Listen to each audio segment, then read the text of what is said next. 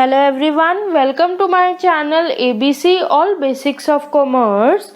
I, your friend Elisha Goyal, will express my views on the topic electronic business. Electronic business को हम ई business भी बोल सकते हैं।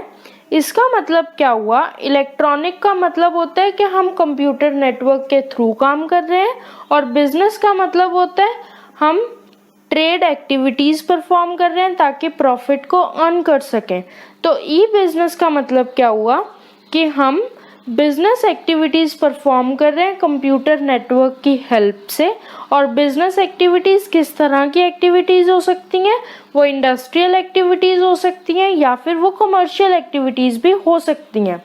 इंडस्ट्रियल एक्टिविटीज का मतलब होता है प्रोडक्शन की एक्टिविटीज हो सकती हैं, ह्यूमन रिसोर्स को मैनेज करने से रिलेटेड एक्टिविटीज हो सकती हैं, अकाउंट्स बनाने की एक्टिविटीज हो सकती है, फाइनेंस अरेंज करने से रिलेटेड एक्टिविटीज हो सकती हैं।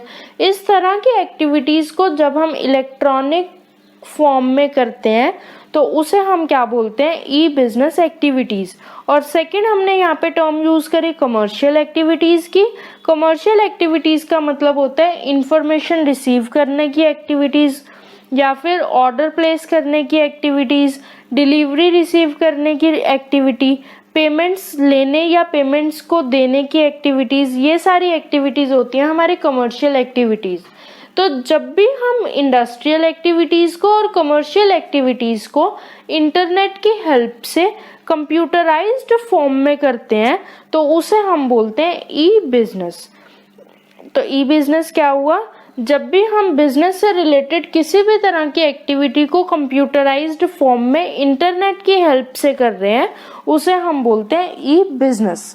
ये था हमारा ई बिजनेस का मतलब।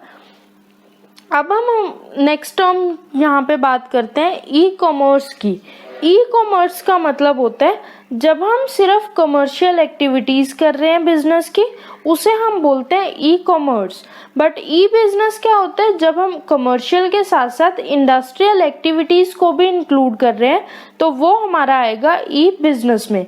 तो ई कॉमर्स क्या हुआ? ई बिजनेस का एक पार्ट हुआ, ई बिजनेस का एक मेन हेड हुआ।